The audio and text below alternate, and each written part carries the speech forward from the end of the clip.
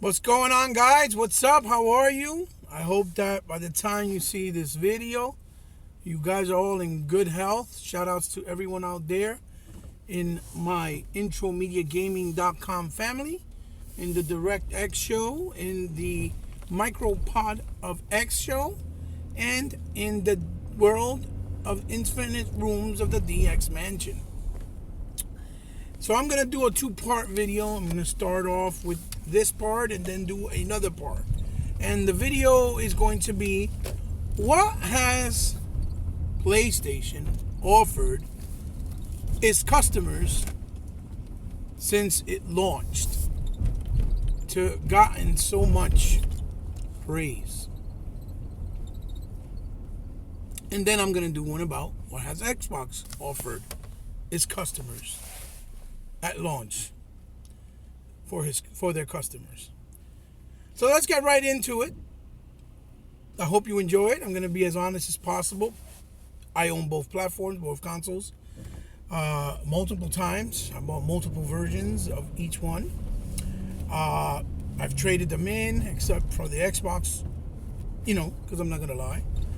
And gotten different iterations of the PlayStation, because I felt at the time maybe it wasn't, offering me enough, and then I re-got it again. But that's neither here or there, okay? So what has PlayStation done for its customers at launch? Well, let's see. Since it launched, all I know is I saw a reveal that showed a bunch of lackluster demos. It showed Killzone, which looked cool at the time, but it wasn't a new IP. It was just a new part or new version of Killzone in the Killzone series. I saw a little game called Knack, which also launched with the console, that was overpriced for $60, and when you went to play the game, it actually felt like a game that should have been part of the network of the indie store, if you will. That should have been at least 20 or 15, depending, for some. Okay. Then I saw a reveal of Uncharted, which it's another old IP, which we didn't see its face until just recently in 2016, I believe it was. 2016. And then that was pretty much it. And a bunch of promises of indie games, okay? Of indie games that, give me a second, ladies and gentlemen. I'm back, ladies and gentlemen. So sorry about that. So then I saw a lot of talk of, oh my God, we have all these great little indie games, and the ones that were mainly talked about were things like, Resogun, which was okay. It was good. It was fun, but it was nothing that really you haven't really seen with games like Geometry Wars and things like that. And all this talk of, oh my God, this game has the best resolution, has the best graphics. They had no promise of any type of dedicated servers for any of the online games that hosted anything online. The security was pretty much the same as PS3 and Vita, with no second step authentication. I saw the same thing with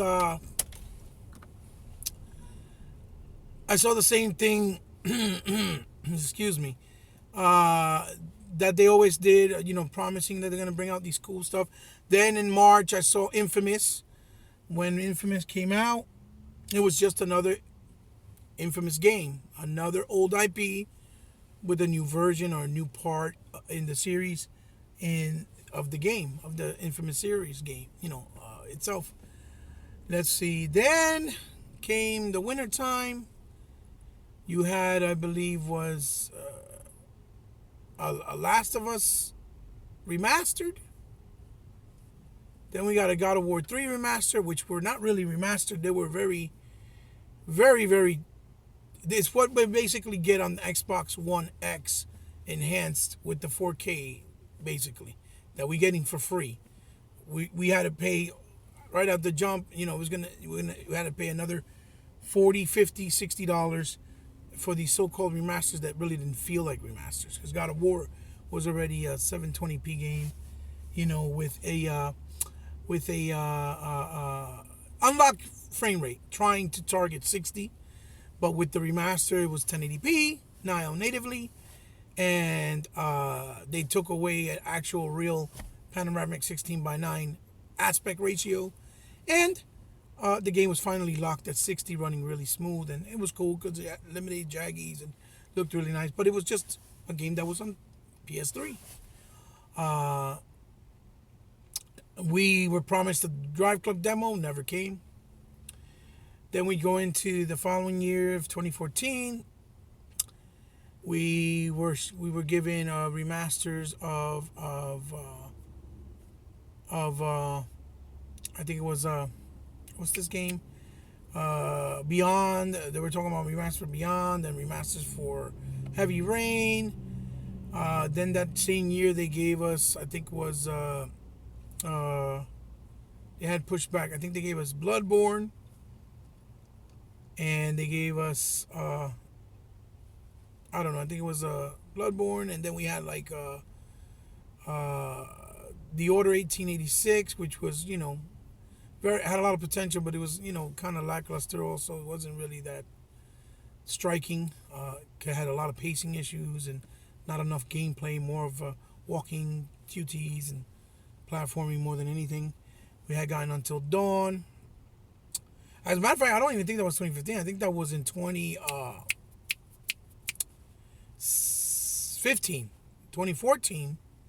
We got a bunch of like marketing deals. No, bullcrap. It was 2015 because they had got marketing deals with a bunch of games when Microsoft had it first in the beginning. I think it was with Battlefield and Call of Duty, and then the following year they got it with Destiny, and they had gotten it with Call of Duty. So there was a lot of their thing was that the multiplats had better resolution, or they had better graphics, even though the performance of all the games didn't come to par with Xbox because the CPU was a lot slower, which made a difference. And you saw that with games like Assassin's Creed and even The Witcher, and had to keep patching it until it didn't get it to run correctly or better. Than, you know, they didn't let it go like the media. A lot of biased you saw also as well. And then with the media and then the fanboys or whatever. And then that 2015, like I said, we got The Order Until Dawn, and then that winter, we got the Nathan Drake collection, right? It was the Nathan Drake collection, and they had took all the multiplayer aspects of the game, which was also another real, you know, older IP, and during that duration, you know, that they just did a new version of, you know, a remaster trying to compete with the Halo Master Chief Collection, when that was, you know, all the games, 100 maps, like 8 maps were redone from scratch. Each engine was, each game was completely refined and done from, you know, to run at 60 frames, 1080p. The part 2 and part 1 had 2 engines running at the same time simultaneously. The original, the new one, new CGs, added content. They even threw ODST in there for free a couple months later for the ones who purchased it from launch, and threw that in the mix as well for the price that they gave you Uncharted. That basically came bare bone.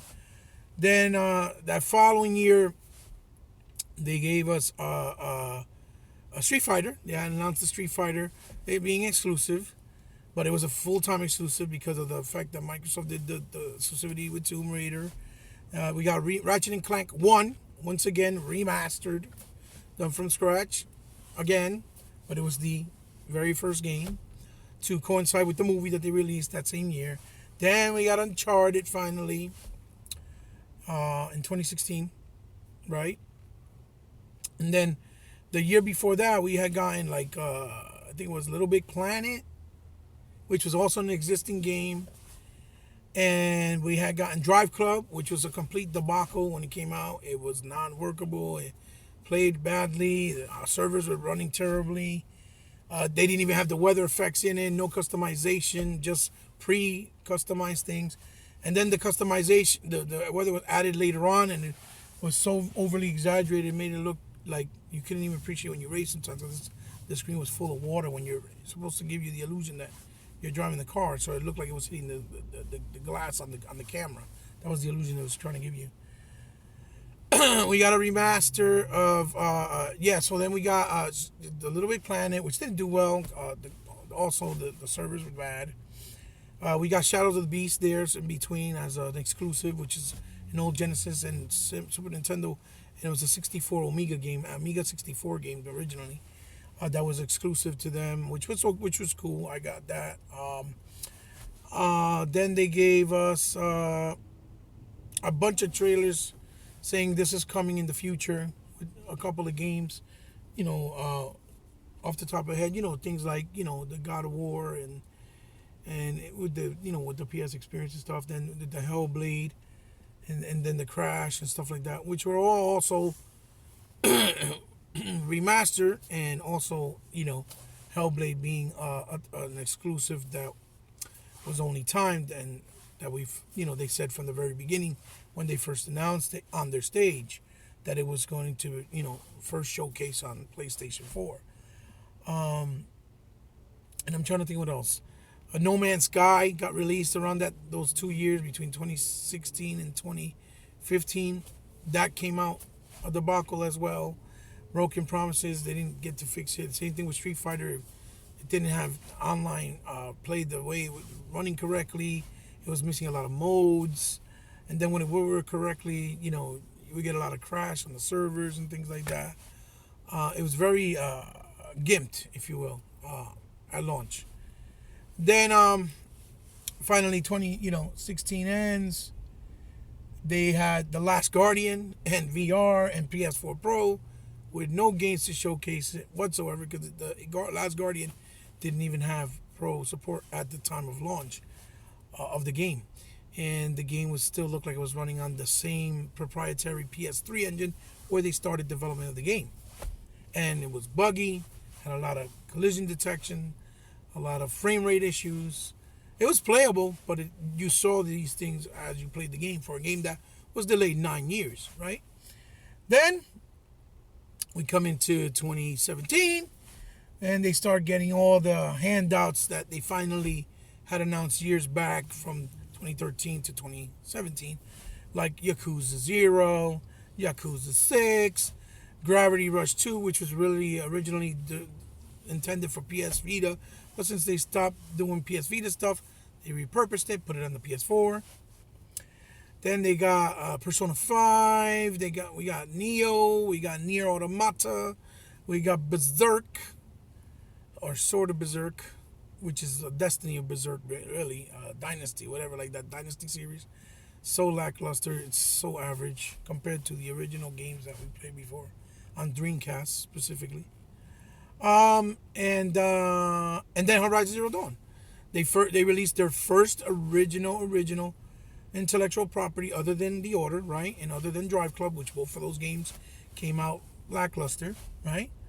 Because Bloodborne is their property. They bought it, but it was a game that was created From Software, which they paid for the exclusivity and ownership because they knew that it was going to capitalize on the success and all the ramblings that we came off from Dark Souls 2 on the end of the 360, which they re-released on this generation for both platforms. So they were like, oh, make an original IP, Bloodborne, blah, blah, blah, and pay for the exclusivity.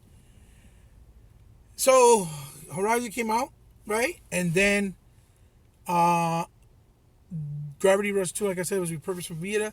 And Horizon Zero Dawn is basically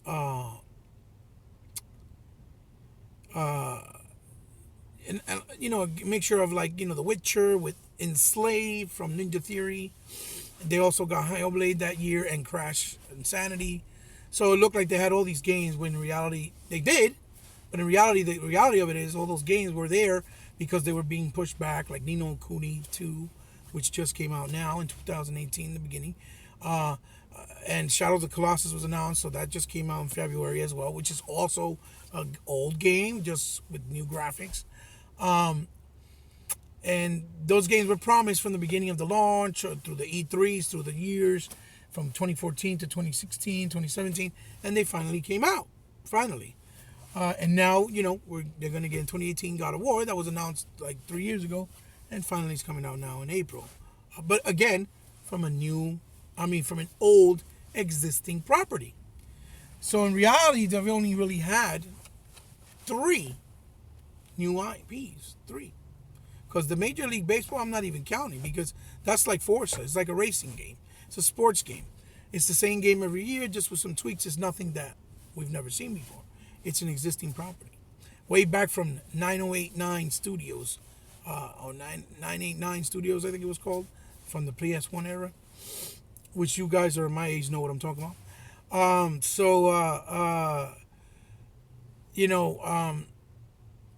They got Horizon Zero Dawn, which Guerrilla Games was bought by Sony in 2007. So then, since 2007, and even in the PlayStation 1 era, PlayStation 2 era, or whatnot, where they did the first Killzone, they had done nothing but Killzone. This is the first time they actually got to do something different, all these years later.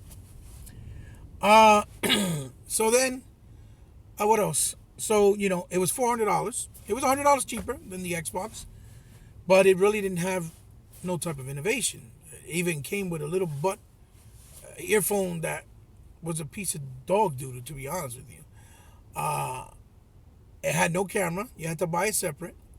You got a Twitch service that was 480p to stream stuff, in which Microsoft postponed because they wanted to make it at a higher resolution with higher quality. And that's it. The most innovative feature they had was the share play thing, and even that was kind of cut down because of the wanting to limit it depending on the games, and so people wouldn't just play games. And it's still under a paywall. You got to have PSN Now in order to access it, or somebody that does it has to have it in order for the other person to play it. One of the two people have to have it in order to utilize it or to share it. Then you had let's see, Velocity, Action Converge, but all those games came to Xbox anyway, which were the indie space. So they didn't really have a knockout indie or a knockout fighter. The fighter they had was, a third party. Let's see, you can't change your name still, and they don't give you backwards compatibility. They did the Pro. It was just a little bit enhanced, not enough. Tweaks and refinements, and still charge you another $400 when it launched. With support with the VR. The VR is supposedly pretty decent, even though I tried it in Best Buy. I thought it was horrible, the quality of it, because it looks blurry inside the visor. It looks like 2 steps back, like the Xbox OG era, with some things that look kind of nice, but not enough to warrant saying that it looks next gen enough. Especially for the price point that it had. It was $600 with, I think, just the camera at the time. No dongles and no game and things of that nature. No stand. Let's see. They gave you free PSN Plus. No, they started charging for PSN Plus, which was free before. And let's see what else. Oh, and then you started getting a bunch of older Japanese titles or exclusive, like King of Fighters, that became exclusive. As far as that goes, that series, and little old school or repurposed Japanese titles like that come out like from JRPGs, because obviously in Japan the console is a dominant force. It sells more than the Xbox. The Xbox is non-existent, to the point where even multi-plats over there like Batman and things like Destiny didn't even come out for Xbox in Japan, and they're multi-plats. When over here they have a bigger force and presence on both platforms. So yeah. Then let's see. Then they had made those great announcements with all those games that are were promised to come out within the next 3 to 4 years. So they gave us hope in that sense, because you know what's coming and things like that. But again, some of these titles we still don't know. Like Detroit was announced on the PS3 E3 show in 2012, I believe it was. And it's been 6 years, and now it's coming out finally. So yeah, so this is what PlayStation 4 has basically offered to this point. They said they couldn't give us crossplay to their people. They said they don't want to give EA access because they had their own PSN Now, which they put on TVs, and they put on computers, on PC rather, and other devices like mobile and tablet, I guess. They gave us 2 seasons of Power, PlayStation View, which is completely useless. Nobody use it. Then there was another box that they used. I forgot what it was called. PlayStation TV, where you can plug it to another TV in your house, and you were able to use the controller and play the game in another TV with only one PlayStation. But the bandwidth that it needed was not good enough, so it would work really shitty when you use it in another area, unless you were like close by. Then it would work somewhat decent. Let's see. They didn't give us they didn't give you no 4K player, even though they were touting 4K on the actual Pro at all, even though they're part of the Blu-ray committee. And let's see. It's just, I don't know. I paid $400 twice, which was a total of $800 twice. And since the launch of the PS4, I believe, and from what I'm telling you, and any of you guys who try to argue with me, those are the facts. It's not bullshit. It felt like I wasted my money. Like I had the console, and it's now where I'm starting to reap the fruits of the console. The real fruits, like actually to enjoy new stuff. Like, even though a lot of it's from third party, that's not even exclusive, because they didn't help the developer pay for the development of the game to bring it out. They just published Neo in America, but in Japan and the PC, they did it. They only did it for the PlayStation because they were capitalizing on all the people hyping it when they gave out the demo, and the media was hyping it, saying how awesome it is. It's Team Ninja at its finest, when Team Ninja is no longer part of Tobunobu Uegaki's crew. They're part of only Tecmo, when Tobunobu Uegaki was the mastermind behind all those guys. Which he went along and did his own team called Valhalla Games, which are located in Canada, and now he runs a bunch of other stuff. He's doing some other stuff behind the scenes, and we haven't heard from him. So pretty much to the best of my knowledge right now, off the top of my head that I can remember, because I don't have papers and notes in front of me, or I'm not Googling nothing. I don't need to do that. I can talk from the top of my head, from my own personal experience, because I own the product. I own the games. That's what they've offered. They've had things like Trine, Gauntlet, Austin Breed, good indie games, but they didn't pay for it. They even had gotten Samurai, what was it, Afro Samurai 2, and the game was so bad they took it off the marketplace. They got things like The Last Tinker, which they took off the marketplace and then put it back on. So, to be honest, the hype basically came from the fact that most people were just like, it has better resolution, the multiplats look better, and friends saying, oh, I bought a PlayStation because it was $100 cheaper. That's pretty much it. It was $100 cheaper. And to be honest with you, when you're paying $400 for something, okay, I feel they should have gave you more for your buck. So in a lot of ways, I feel like I should have just waited until just now and then purchased it. So I would have felt like I didn't wasted my money for the first 3 to 4 years with the lackluster, software and things that they've offered to their customers. I mean, they're to the point where they have no dedicated servers even for their own games. They're still peer-to-peer. They use dedicated server for like Gaikai, for like their streaming services. I don't even think they use it for their games. I think it's just for streaming. I could be wrong, but I think that's how it works. Games like The Wild and Deep Down got canceled under the radar, and nobody talked about it, never even brought it or mentioned it. But I will, because I remember, and I was looking forward to Deep Down from Capcom, because it looked great. It looked fantastic when they showed that knight in the cave fighting that dragon and blowing the fire. He was blocking it with a shield. Shit looked amazing. It looked awesome. I was looking forward to it. Nowhere to be found. So for me, PlayStation 4 is probably the most overhyped console I've ever seen in history. In all my years of playing games. Period. That's my honest opinion. Now, now, if you wanted to buy a PlayStation, now is the time to buy a PlayStation, because now it's when it makes sense. Because you have God of War up in the horizon. If you're a God of War fan, especially like next gen, shout out to them, you're gonna enjoy it. Even though it's something different, they're trying a different venue, but we can't really make a full assessment on it until the game comes out and we play it and really dig in deep and see how it is.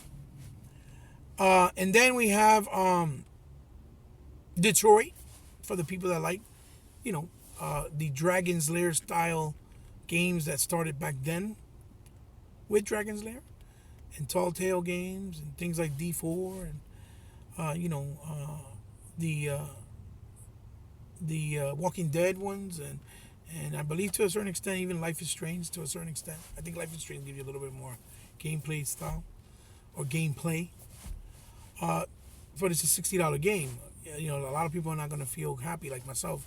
I don't really feel that's a fair price. I think it should be at least 30, maybe 40. And that's stretching it, but the reason for why I say that is because it has higher production value with actors, high quality mocap, and that's not cheap. That's expensive. Plus the writer he said he wrote something like a 7,000 page or 3,000 page script, some ridiculous amount of so the dialogue in there must be like, forget it, a bunch of shit.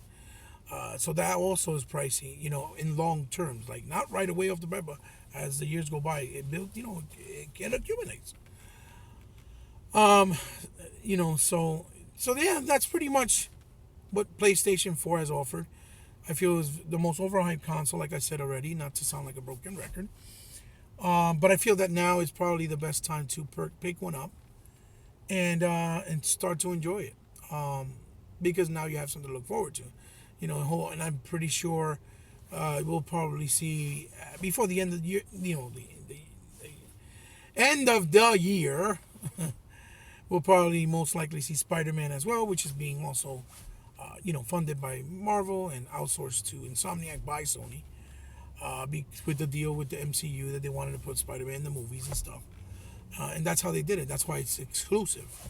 I don't think Spider-Man 2, let's say, if they do another one, will be exclusive. Or it could. Depends how well the game does. If it's successful, maybe they'll decide to do another exclusive. I don't know. It might. It's possible. But, yeah. So, I mean,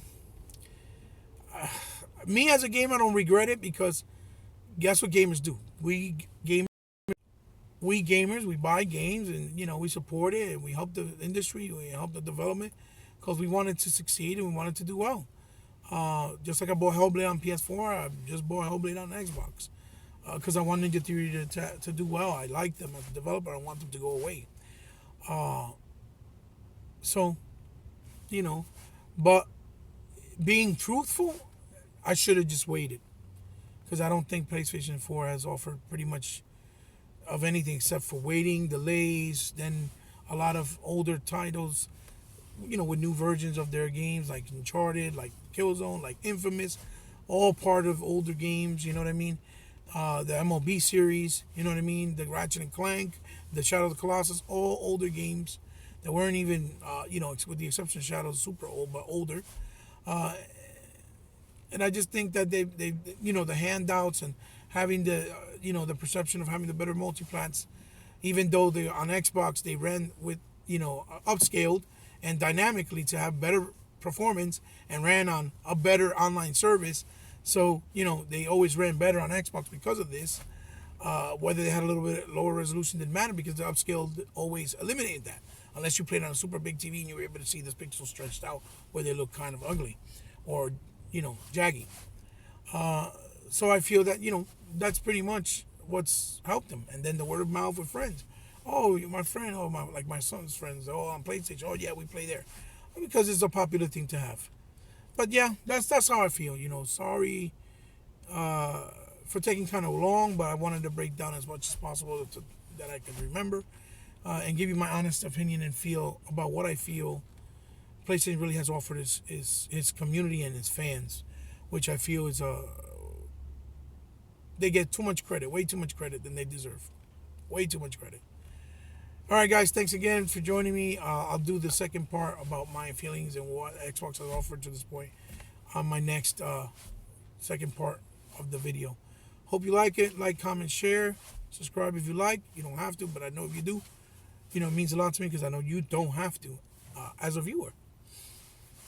So keep it gaming, enjoy your platforms, and hopefully it'll be better for all companies from this point forward. Guys, see you soon. Thank you. Love you very much.